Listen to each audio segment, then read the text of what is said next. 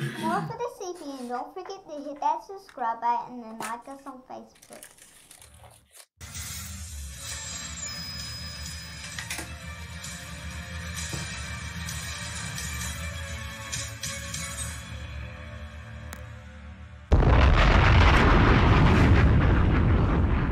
This is how we know true love.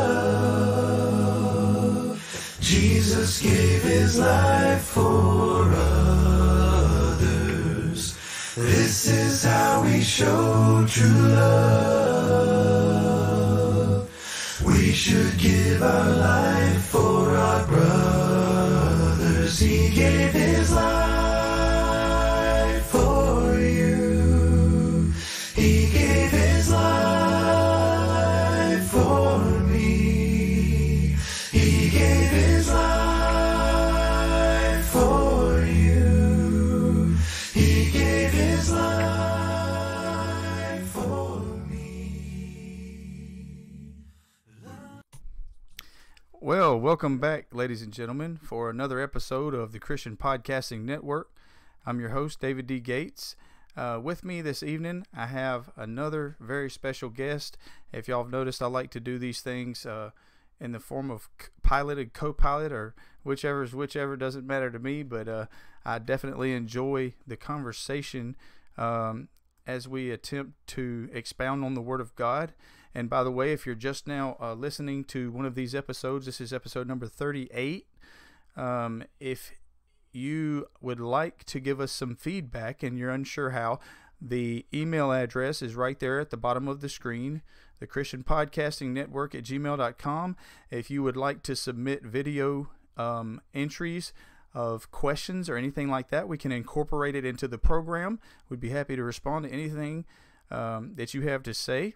If you have any disagreement with anything that's said, we certainly would like to consider that as well, as neither one of us here today consider ourselves to be inspired men. We're just students of the Word of God, and we're here to encourage you to get those Bibles out, dust them off.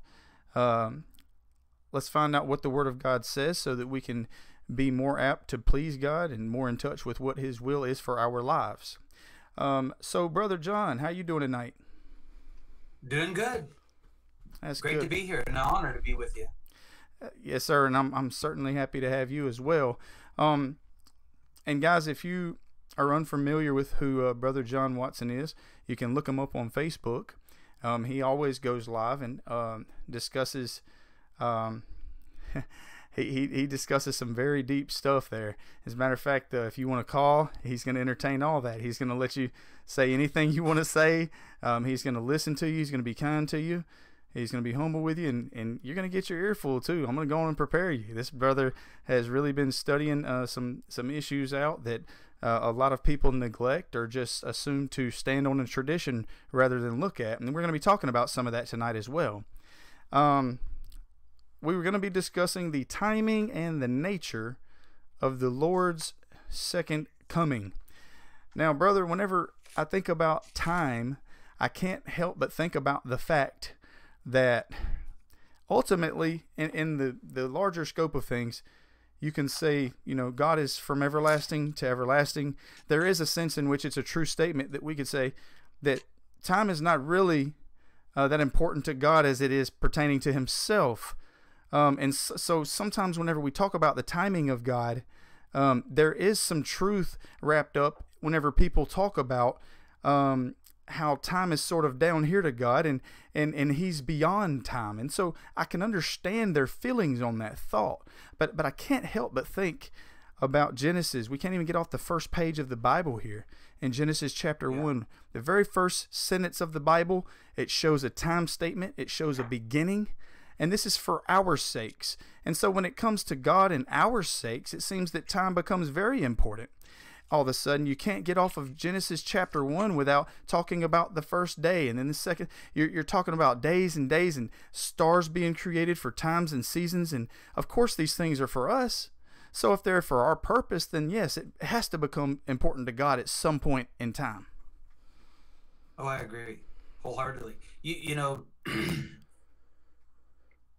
I'm still getting over this cold. So if I take a cough and spell, I apologize.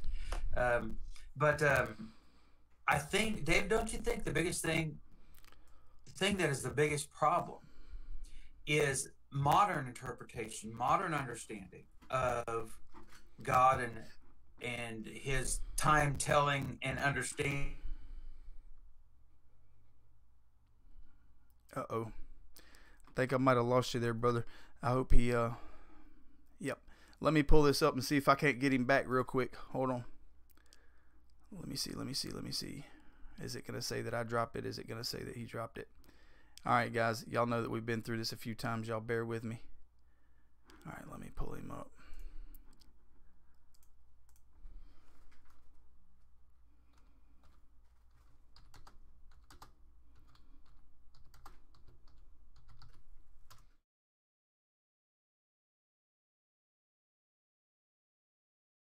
This is how we know true love.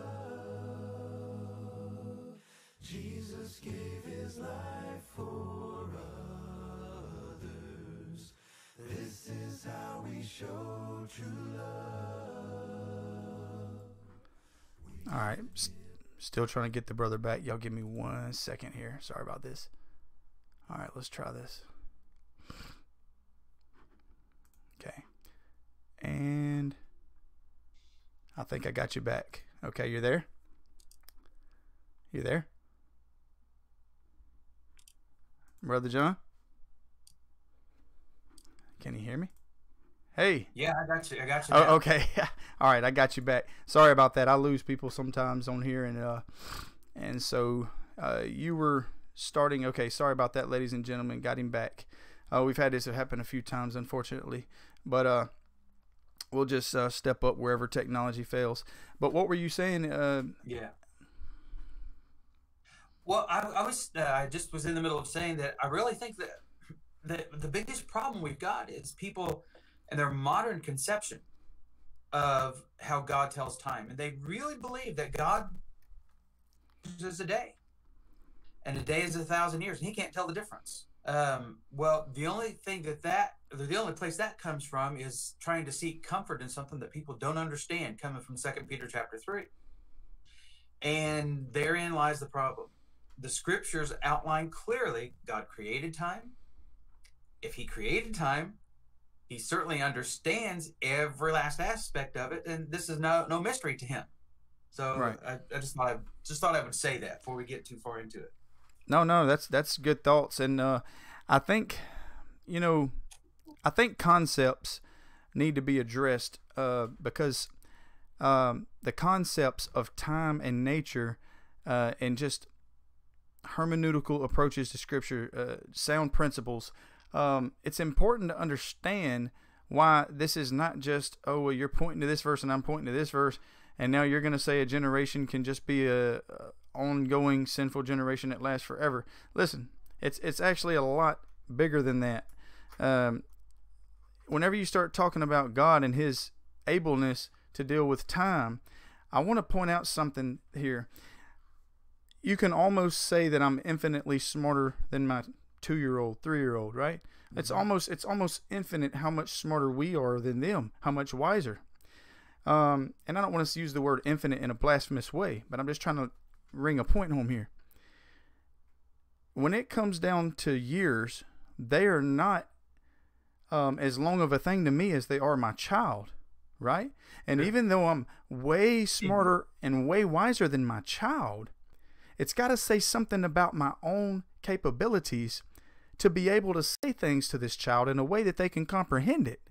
Now, if it be the case that I'm able to communicate with my child, whom I'm almost infinitely smarter than, me being only this much in a scale of wisdom, can it be the case that God, who's infinitely more wise than me, is less wise than me in that he cannot relay a message about time to me?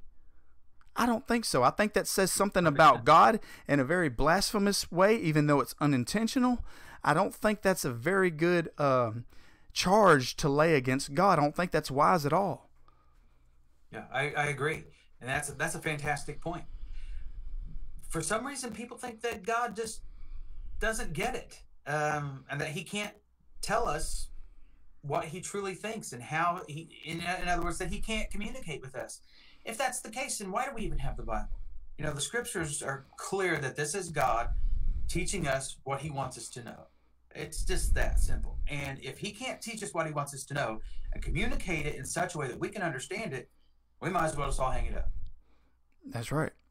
That's right. Because if he can't, then how awesome of a God would he really be anyway?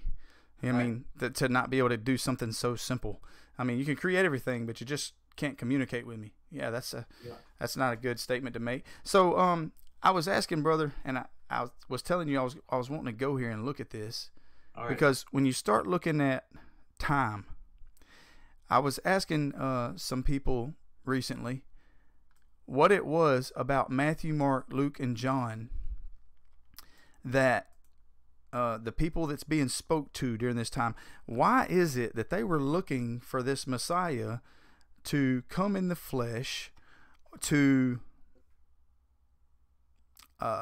start a kingdom in their lifetime or during their near future? What is it in the Bible that points to this idea? How come when a person comes up and it's John, he's out there baptizing, are you the prophet? Are you him? Are you he? And they ask Jesus, are you the one? You know, they were obviously expecting something, and the continuous over and over language in the Bible, it's really a strong indicator of that. And the answer is, just in as simple as I know to put it, this is Daniel in chapter 2. He's given the interpretation of Nebuchadnezzar's dream, and in Nebuchadnezzar's dream, I'll let you guys go take the time to read the whole chapter when you like, but you'll see that Nebuchadnezzar was the first king, right? And then there's two others that would come after him. And during the reign of the kings of the fourth empire, it says right here that the God of heaven will set up a kingdom which will never be destroyed, and the kingdom would not be left to other people, right? And it would break in pieces and consume all these kingdoms, and it shall stand forever. So they were looking for the fulfillment of this, because they understood that Daniel and other prophets had specifically said what these empires were. They knew it was going to be Babylon, Persia, right? Greece. They knew specifically by name in the prophets that these were the empires that were to come, and at that point had actually fallen after a physical sort. Well, you got a real problem, David. You got a real problem with Daniel 2. You want to know what it is? What is that? Well, you don't have the problem, but somebody would have this problem. I know how you feel about Daniel. There's nothing in Daniel, not one single prophecy in Daniel that is to be fulfilled outside of the scope of the Roman kingdom. Okay? There, God placed a time limit on all of those prophecies in that were made in Daniel. So the problem comes in that the premillennials wants to say, and the dispensationalists, whatever, they want to say, well, Rome's going to be revived. No, it's not. And even if it was, it would never be revived the way that it was at the time of Christ. It's impossible. Completely impossible. So Daniel concludes the book, comes to the end of his life, and he has this vision, and he says, or he sees in the vision, on the banks of the river, and he says, well, when will the end of these wonders be? And the time statement that wraps up the entire book of Daniel is right there in chapter 12, verse 7. The end of all these wonders is going to happen. All of these things will be accomplished and fulfilled when the power of the holy people is completely shattered. So that means that all the prophecies in Daniel, including chapter 12, verses 1 and 2, which is the resurrection and judgment, all of those things are concluded at that time when the power of the holy people is shattered. Now, they didn't know when that was going to be. They couldn't say what date it was going to be, but we can. We can go back through history, and we can look at it, and we can say, well, here's the things that happened in history And this is when the power of the holy people was completely shattered. And you're going to have a lot of people try to take these statements right here and apply it. You already know where I'm going with this, to the time of Antiochus Epiphanes. But I get a good answer for that. Yeah, well, I do too, brother, because I think it all comes down to this. Who do you trust, Jesus or some other source? Because Jesus said that the things spoken of here in Daniel 12 were yet future, and Antiochus Epiphanes had long since happened. Yes, absolutely. Matter of fact, it was nearly 200 years. The deeds of Antiochus Epiphanes at Jerusalem was about 167. There's a little debate on that, but give or take a year, right? So it's about 167 BC. And then you've got Jesus in 30, I believe, being crucified. So that's a couple hundred years before Christ, before Messiah comes. There's no way it can be that. But let me show you, maybe you've never heard this or not, but let me take you a second and show you how God lays out time. So you go back to the 11th chapter. No. Here's the argument that some of our brethren in the Church of Christ make against us. So they go to chapter 12 and verse 1, and it says, at that time, okay, so what they're saying is, so they're saying whatever time was being spoken of in chapter 11 is what time these events are going to take place. Now, if you view all of chapter 11 as Antiochus Epiphanes at 167, then that would be it. But I believe I think this makes perfect sense. If you look at verse 40, okay, so up to verse 40, he is talking about Antiochus Epiphanes, and I think that would fit. And I think he's giving us a time statement. But in verse 40, notice what he says, and I use the New American Standard, so this might sound a little different than what you've got there, but at the end of let's try this again. At the end time, the king of the south will collide with him, and the king of the north will storm against him, and chariots and horsemen, and with many ships, and will enter countries and overflow them and pass through. And he will also enter the beautiful land, and many countries will fall. But these will be rescued out of his hand, Edom and Moab, and foremost of the sons of Ammon. And he will stretch out his hand against other countries, and the land of Egypt will not escape, but he will gain control over the hidden treasures of gold and silver, and over the precious things of Egypt, and Libyans and Ethiopians will follow his heels. Now, this is interesting, because this is what we see taking place with Antiochus Epiphanes. Antiochus Epiphanes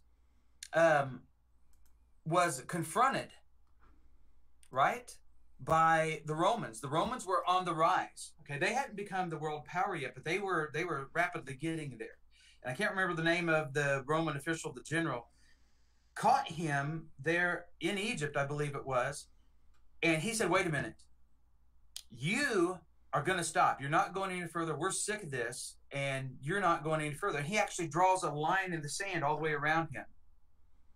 And he says, "You'll give us the answer whether or not you're going to stop or you're going to proceed before you step out of that line." In other words, this is where we get that. If you cross the line in the sand, things are going to, it's going to be different. So they told him, he said, well, what he did, he said, well, I better go back and consult my generals and stuff. And that's when the Roman official drew the line around him and said, if you don't answer us before you step out of this line, we're going to war. And at that point, Antiochus Epiphanes was done, and Rome was on the rise. And that's what we see from, I think, verses 36 to the end of the chapter. Rome is on the rise, and it's at that time of the Roman, and that fits, and that's consistent with the rest of the prophecies in Daniel 2 and 7 and 9 and so on.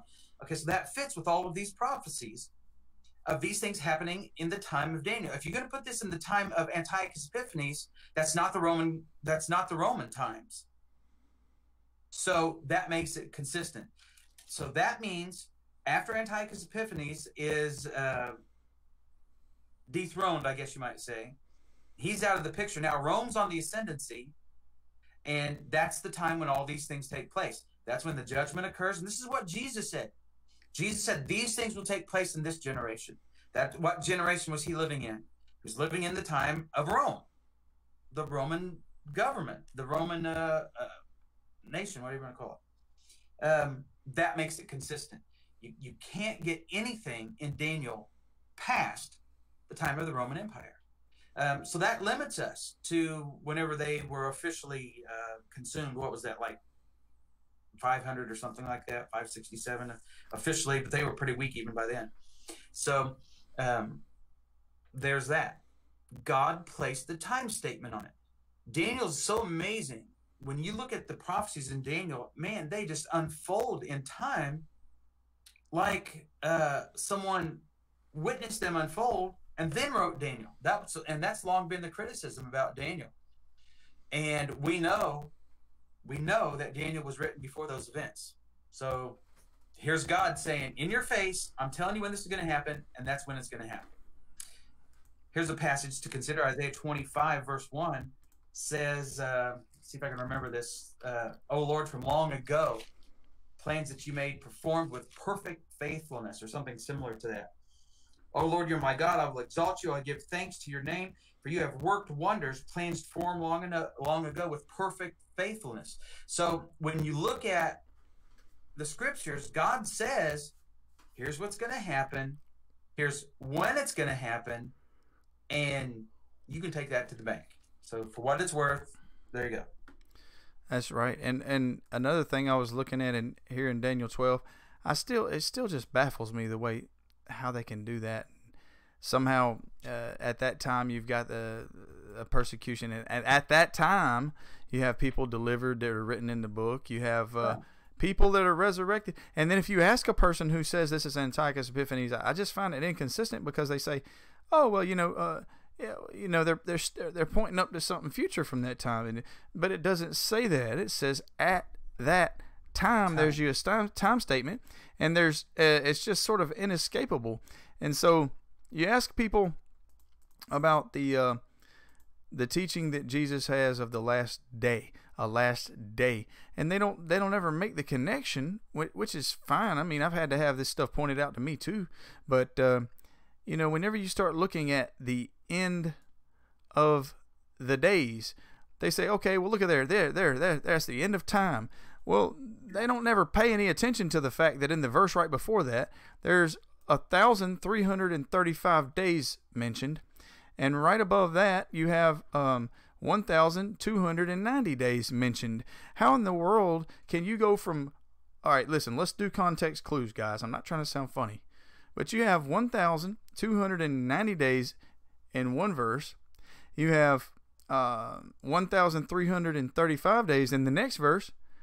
And then in the next verse, it says end of days. So A, B, or C? Is it talking about verse 1, verse 2, or the end of time? And what in the context indicates that it's talking about the end of time? There is nothing even close to that anywhere in the text, and I can't for the life of me see how this is being done now that this has been shown to me, as I said. Now, I want to talk about something else for just a second, and then I want to see where you're going to go with this. But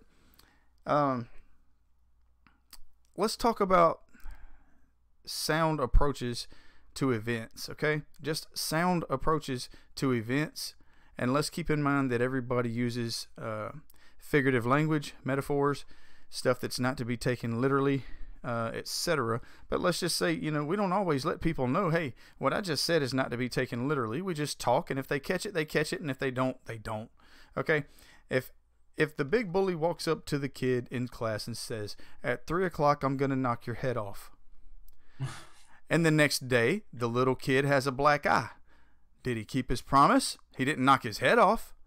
When the time came, did he hit him?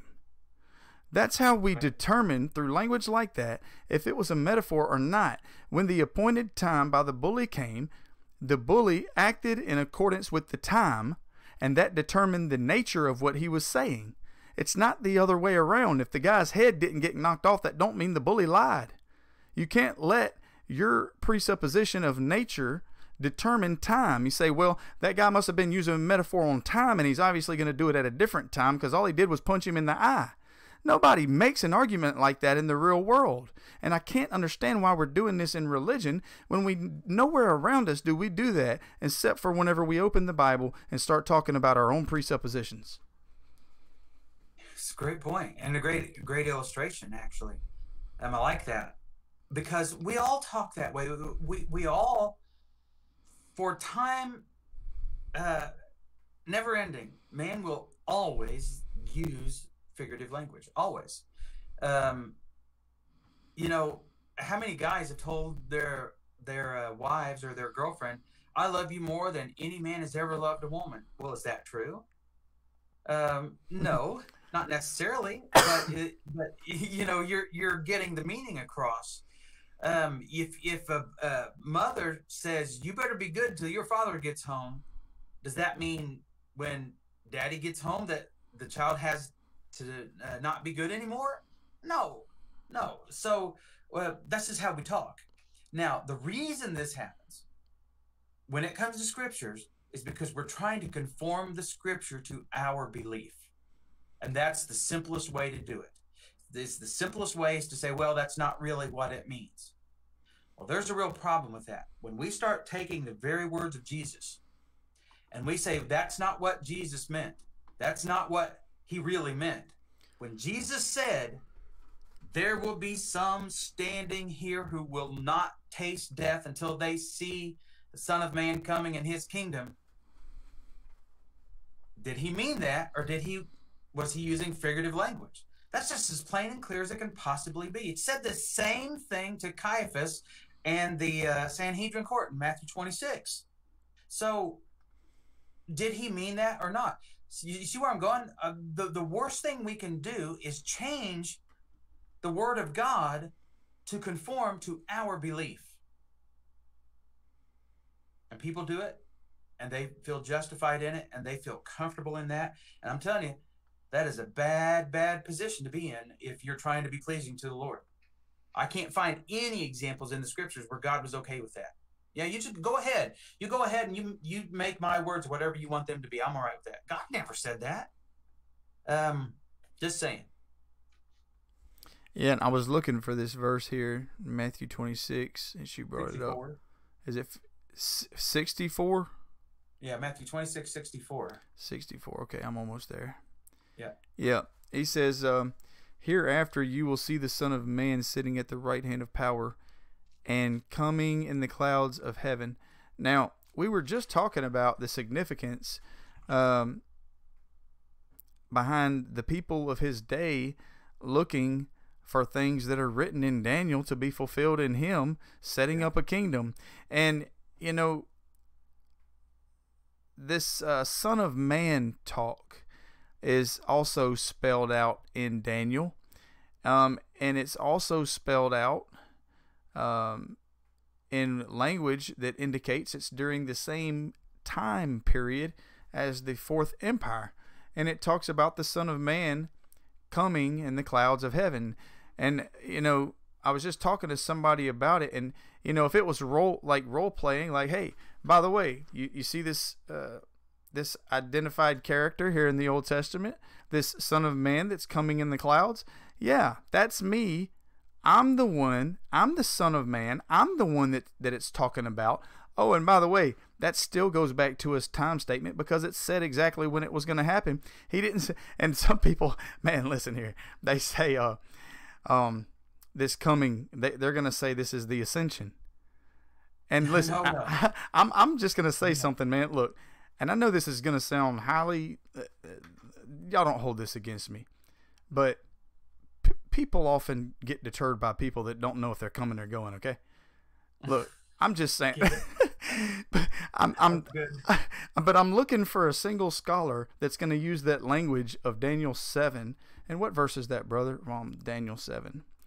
It's where? Oh, I'd have to go look.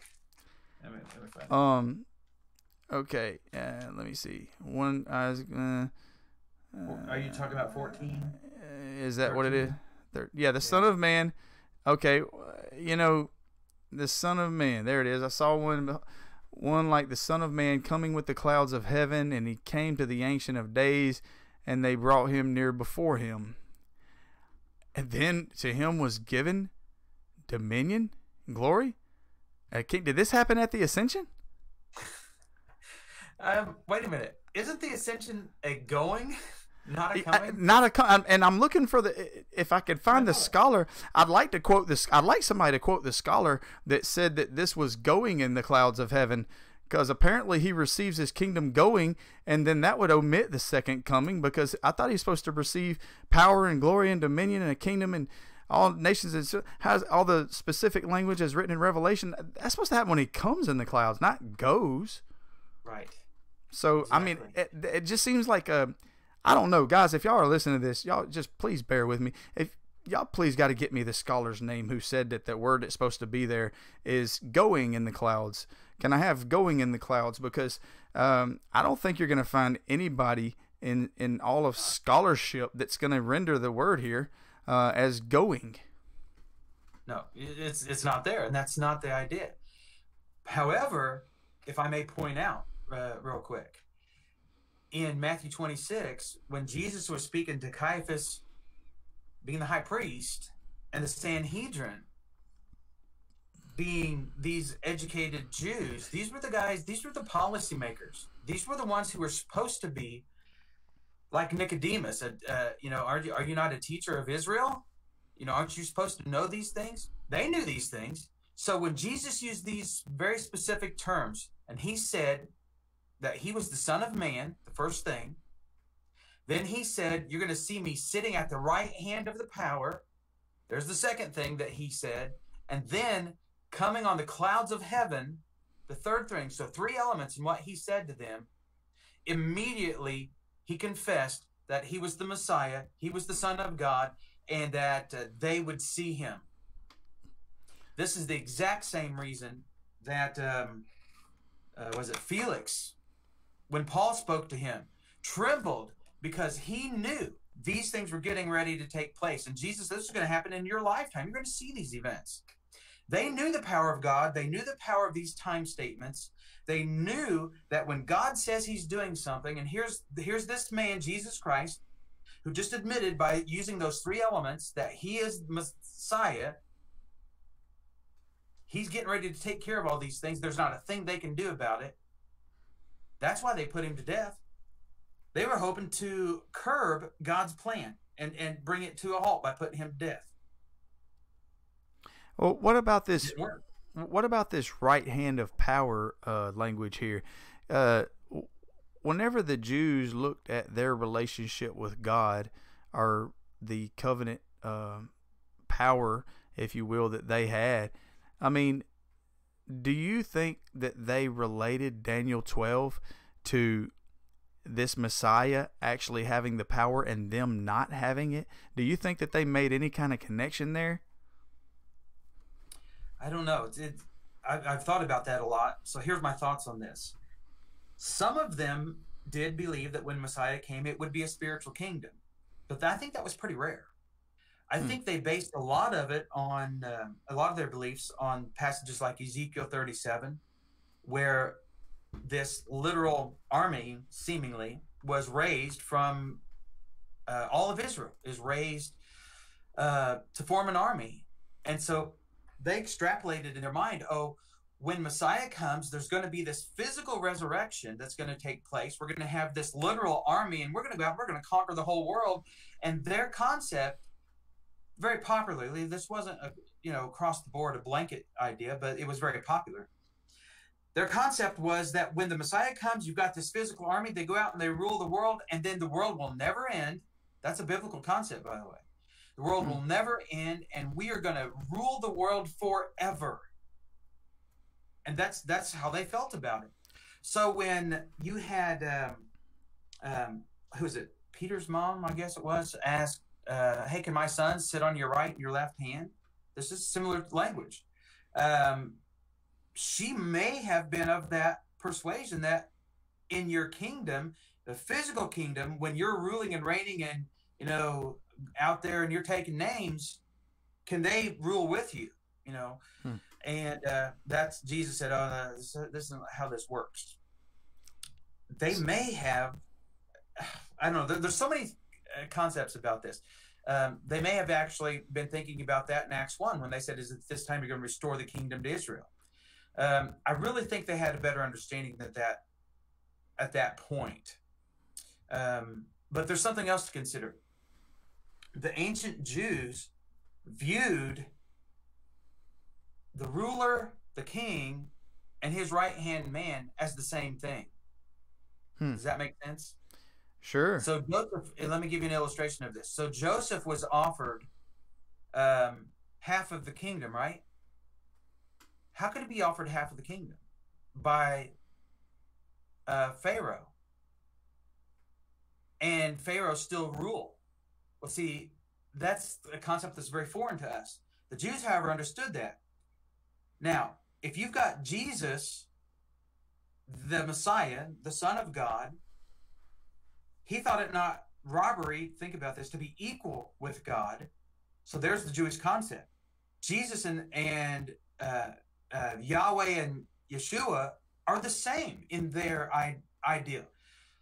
So going back to Matthew 26, when Jesus brings this up to the Sanhedrin, and in verse 64, he says, I'm the Son of Man. I'm coming in the clouds. Remember what he said? He prophesied. He said, you're going to see me coming in the glory of my Father. In other words, what I do is my Father. John chapter 5, Jesus said, if you've seen the Father, get what have you seen? You've seen me. So there's their concept that Jesus or the Son or the Messiah is equal to the Father. So what the Father does, the Messiah does. What the Messiah does, the Father does. They're equal.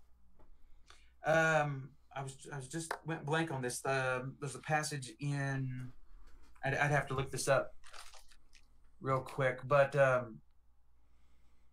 God said that essentially the Messiah would build a house in his house. Well, how is that possible? How can you have two houses at the same time? I think this is Leviticus. I'm going to have to look this up. But it's too hard to think. No, it's okay, man. But while you're collecting go ahead. But I hope you get the point there. So here's the reason I'm saying all this. Their understanding of things and the language that Jesus was using and the time statements that Jesus was using meant something to them, even though it may not to us. So we have to go back and we have to study and we have to look at these things. And we have to say, okay, so here's what you said from Genesis 1. God created time. Genesis was at 49. He says Shiloh is going to come. There's a prophecy about the second coming right there, what we call the parousia, the return of the Lord, whatever you want to call it. And there it is. And he tells you when it's going to happen. And then it's like that all the way from Genesis to Revelation. Now, how do you get around all of these things? If you're going to be consistent, everything is fulfilled within the generation that Jesus said, whom he was speaking to. This generation. How many times did he have to say that? How many times did his apostles say that? How many times did the writers of the New Testament say, these things are getting ready to be fulfilled? It's ready to happen. Judgment begins with the house of the Lord, and here you are. And he's talking to these people in the first century. Well, what message would they have got from it? Well, their message would have been they would have got it very clear. And I've said it a million times, and then I'm going to stop rambling and I'll let you talk. I like hearing you talk more than me.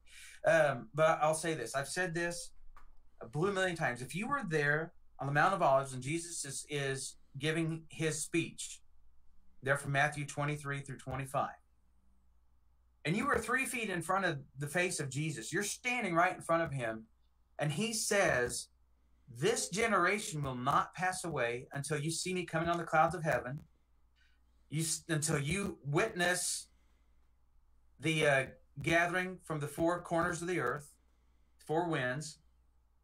This generation will not pass away until you see the tribulation take place, something that will never, ever happen again. What would you have thought? I know what I would have thought. I would have figured, there's a possibility that I'll be alive to see these things. That's what I would have thought. That's what they thought.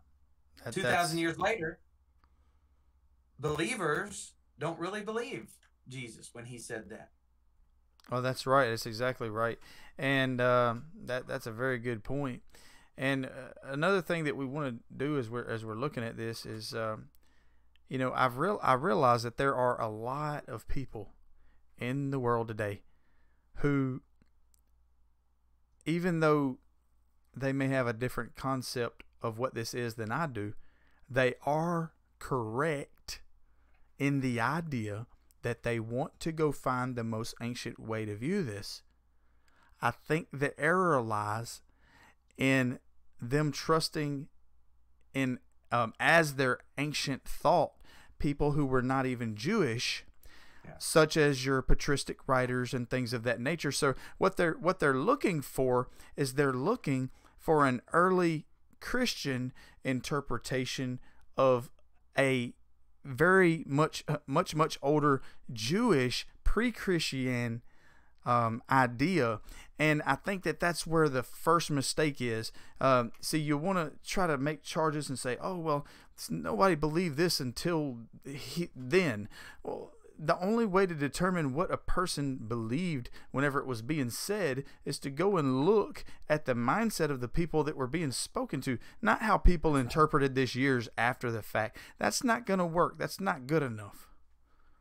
That's exactly right. Oh, man, that's a perfect point. It's audience relevance is what it is.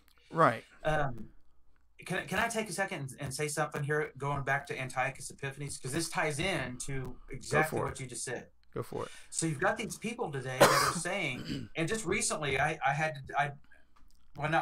deal with this almost every week, it seems like. Somebody saying, well, there's nobody in the first century that, right after the destruction of Jerusalem, that talked about seeing the Lord come.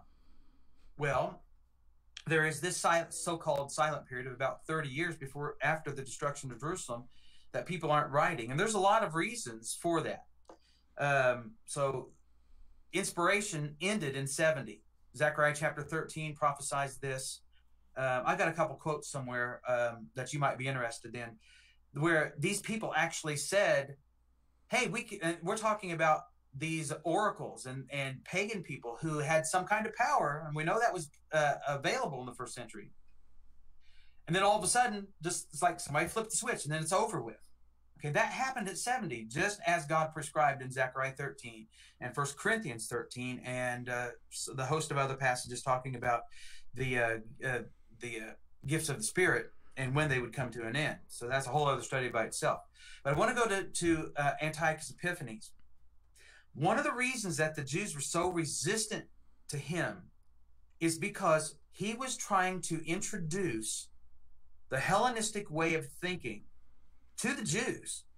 And essentially he said, and I know I'm not, the world's best historian, but I have read this, and I know this is true, though I may not communicate it exactly the way the history books would, so I'm kind of paraphrasing here. But he actually tried to get them to see their religion in a much more Hellenistic way. Let me give you an example of that.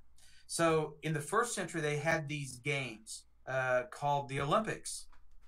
And one of the things the Greeks liked to do in the Olympic Games was conduct these games totally naked.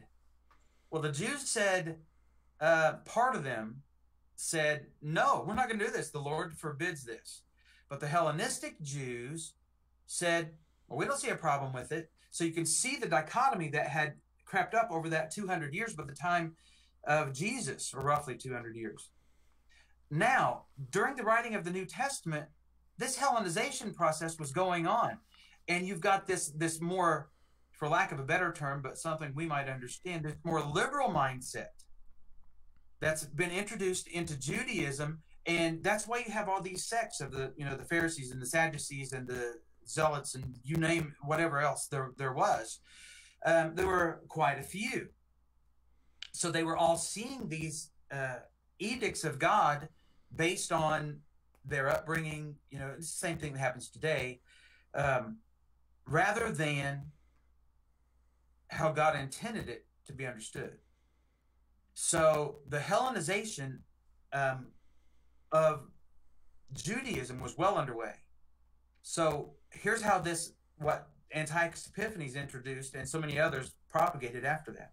Here's how this affects how people saw the destruction of Jerusalem in 70. Josephus writes that he says, just to paraphrase what he was saying, he says, I know you're not going to believe this. And if so many people hadn't seen it, you would think I'm nuts. But I have to say this because it happened, that there were chariots and flaming, I don't remember exactly how he described flaming chariots, and these soldiers in the chariots and on horses with their swords and shining armor in the skies above Jerusalem and the surrounding cities, waging battle. Now, Josephus said that that was something that they actually saw. Tacitus confirms this, being a pagan historian. And I'm not saying I'm relying on history. You know, I default to the scriptures every time. If Jesus said he was coming at the destruction of Jerusalem, doesn't matter if nothing at all was seen. You know, I default to the scriptures. But you can't ignore these historical statements. So Tacitus agrees exactly with Josephus. How could you have millions of people, if those accounts are true, witness those things and go, oh, that's no big deal? Well, here's the reason why. Because they were used to these things. Whether you were witnessing powers from God, as in Acts 8, it's obvious from Acts 8 that there was Simon the sorcerer who was able to bewitch the people by some other power than God. But then you had the power of God, and Philip comes along and he shows the true power. And when you put the two side by side, the discerning viewers, people who are seeing that, could readily understand, here's the power of God and here's some black magic kind of deal, what we might say today. So even Simon himself was convinced, and he wanted that power, so he tried to buy it. So you know the whole story there from Acts chapter 8. So there was this dark power, and then there was the power from God.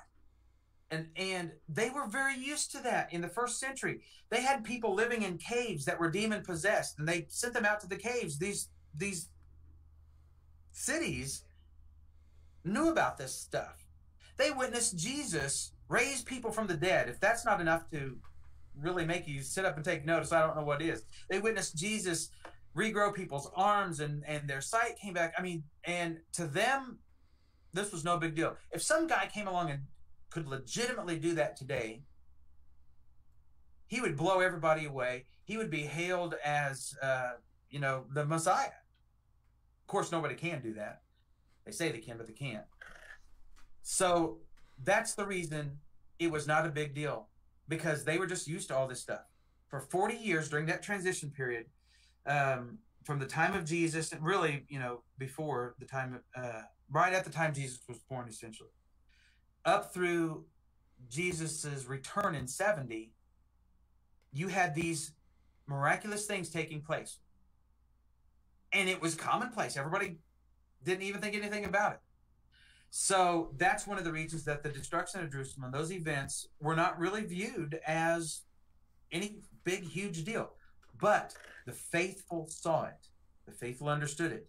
In Isaiah 26, you remember what Isaiah said here? Let me get the specific verse for you. But Isaiah 26, about verse 10, though the wicked is shown favor, he does not learn righteousness. Well, we've seen that a blue million times. God favors the wicked. He sends them food and rain and sunshine and you name it. They don't get it. They don't care. But listen to this. So the wicked is shown favor. He does not learn righteousness. He deals unjustly in the land of uprightness and does not perceive the majesty of the Lord. Verse 11, O Lord, your hand is lifted up, yet they do not see it. So how is it the Lord can lift up his hand? He can come against Egypt, for example, and destroy Egypt. They didn't get it. It's because they're wicked. They don't care. They don't care about righteous things. They don't care about how God works and things and how he does things. So that's one of the biggest reasons that when people look into the scriptures, they see these time statements, they see the nature of the coming of Jesus, they see all of these things, and yet they just take the long way around explaining it. That's why. All of these things that we looked at, that's one of the biggest reasons why. So for 2,000 years, the Hellenistic concept of things has really taken hold. And there is a small group of people, and it's been this way for 2,000 years. There's a small group of people who see the truth, and they follow it. And it's just been that way. People have a good and honest heart. They may not get all of the truth, and they may not understand all of it, but they still follow. They still follow the Lord, and they love Him, and they accept the truth when they learn it. But there's another group that says, "Nope, I'm going to believe what I want to believe because that's how I was taught, and I don't want to condemn anybody in my family." And then they continue on believing the lie. That's right. Well, and you were on this time statement. It's something that I meant to get at a minute ago, but my mind slips me.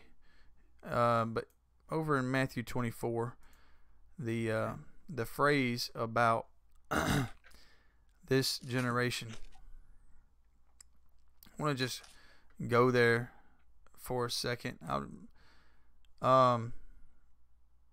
The argument about this generation being an adulterous generation or a perverse generation, or as long as there's perverse people, that's the generation he meant, that kind of idea. I don't know if anybody's ever sat down to really think about what they're actually saying whenever they say this, but if that's all that Jesus was saying, wouldn't that make the statement utterly pointless to even? Completely. That would make the word of Christ of none effect at all. Why even say something like that if you're saying, well, by the way, I'm going to come back, and as long as there's crooked people, just know that's going to be soon from then, now or a million years from now, just someday real soon. I mean, this generation, as a matter of fact, the one where wicked people are, haven't there always been wicked people ever since the Bible narrative of the fall in the Garden of Eden? You're taking Jesus' words and making it completely as if he said nothing at all. I don't understand how you can continue on after making a statement like that when it's brought face to face with you that's what you're doing. I don't get it either. And David, one of the things that really gets me is, and I've actually had preachers in the Church of Christ look at me and say, well, what Jesus was saying was that the generation it happens to, it's going to happen quickly. That's exactly what you said. I mean, that would be totally pointless for Jesus to mean that. The people standing in front of him would not have understood it that way. They just simply wouldn't have understood it that way. But here's something that really gets me, and they don't. You're pointing out something that right there. He said he was talking to them. He said, when you see these things, but were they going to see heaven and earth destroyed? I mean, what is verse 35? Does it belong to verse 34, or does it belong to verse 36?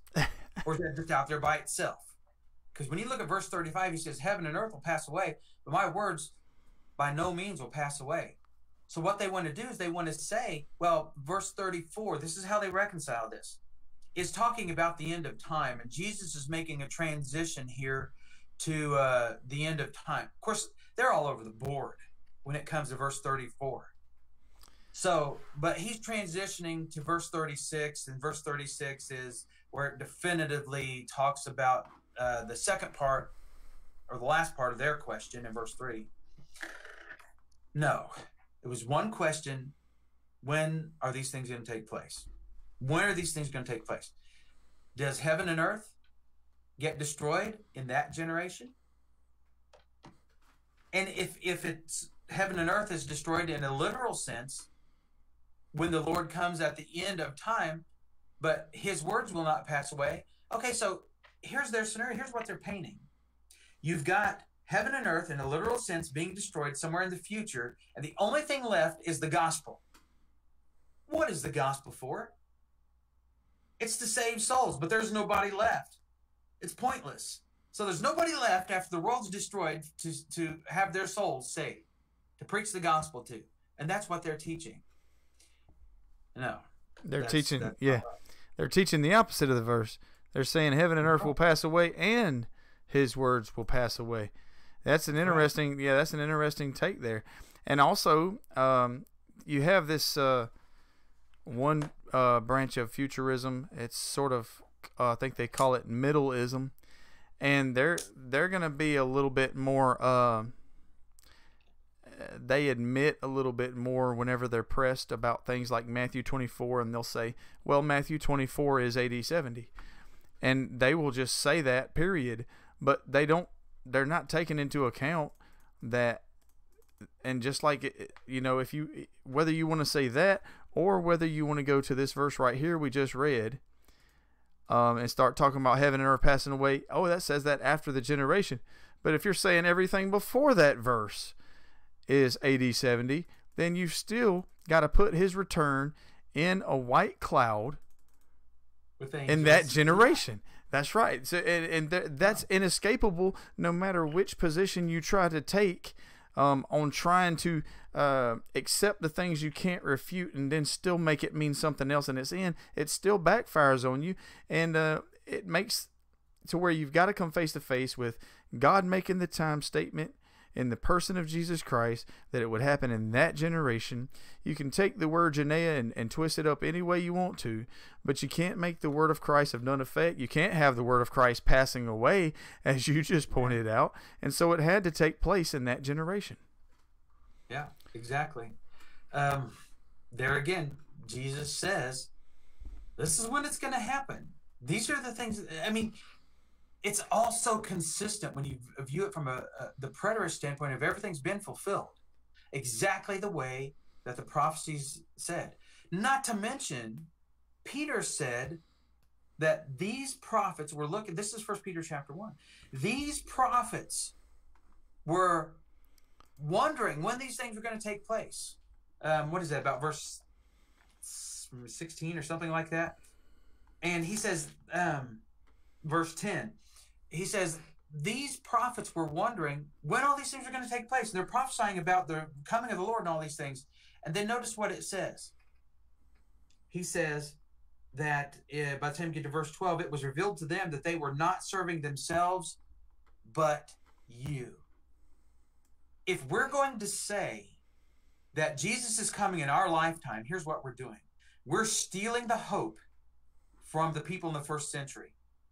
We're stealing the prophecies away from the people in the first century. We're taking away their hope. And people in the Church of Christ take these people in the first century who were freed from death and Hades, and they're putting them back in Hades and making them wait for a few more millennia.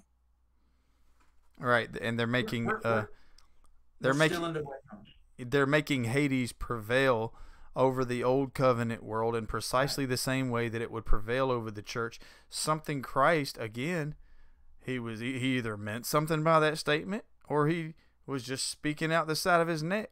And I'm not gonna say that Jesus was doing that. He was saying that, hey, this prevailing that you've seen over the old covenant world, and by Hades, by death, this is not going to be the case with you. When I come in my kingdom, it's going to be a point in time where you're not going to have to wait for something to get you straight to heaven. Your rest from your labors, your works will follow you. Revelation 14:13. And that's the bringing in of a better hope. And that's another, it's almost an oxymoron, but it's still a syllogism. And I asked somebody, how can this be the bringing in? How can there be the better? How can there be the bringing in of a better hope if there's only one hope?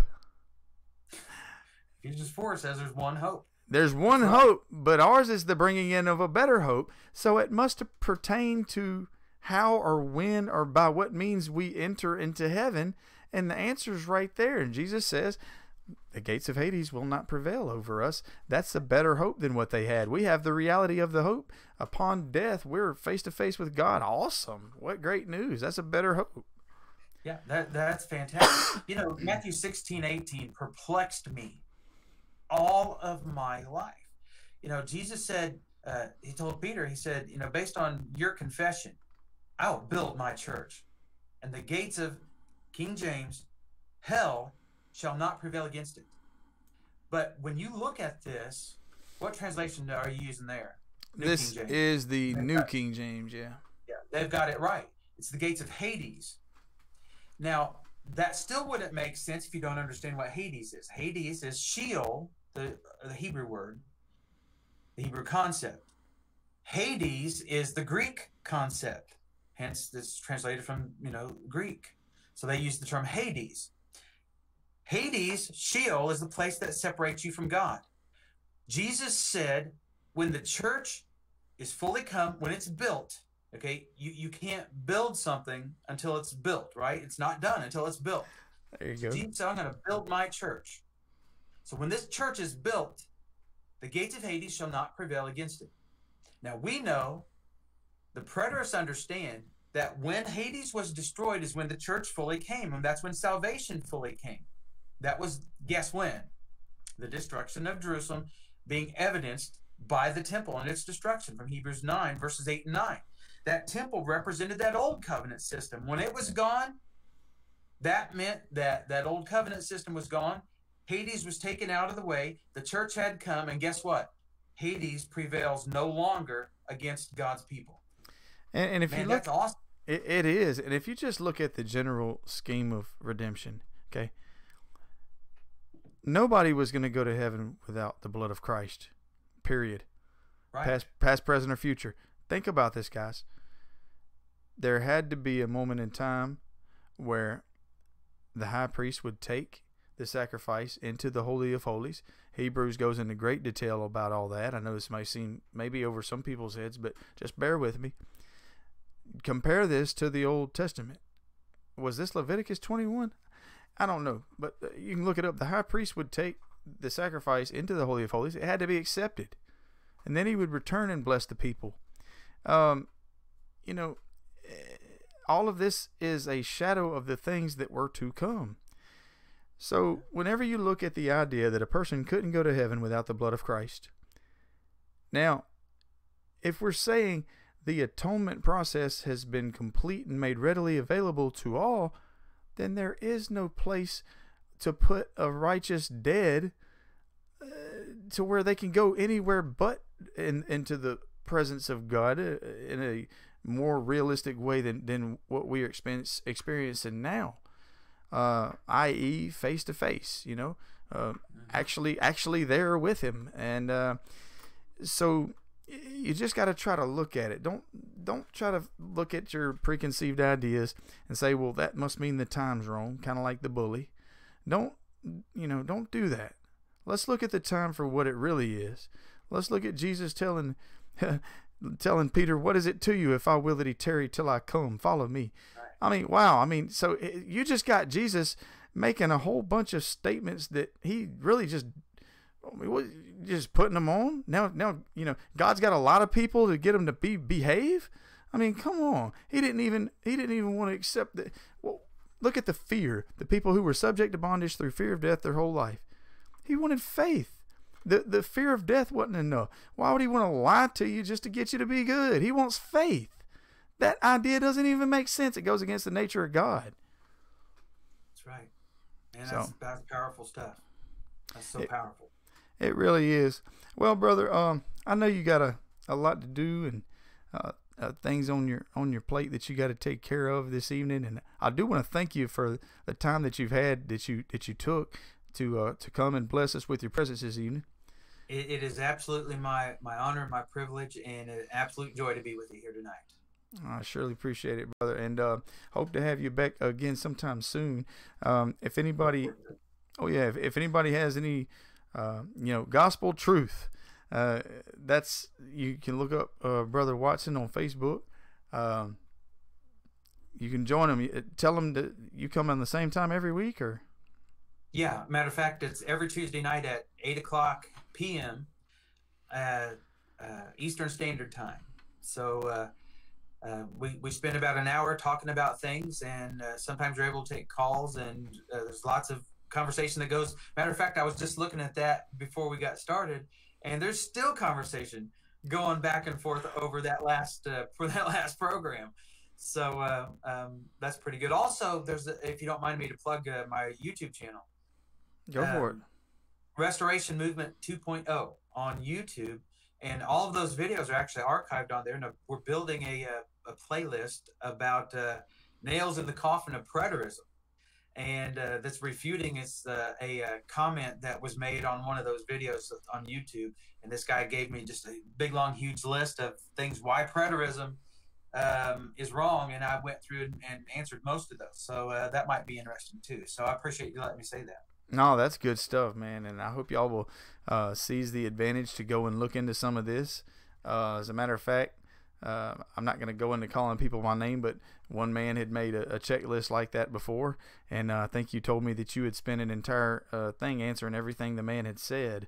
And like I said, I'm going to keep it kosher and not getting personal on anybody.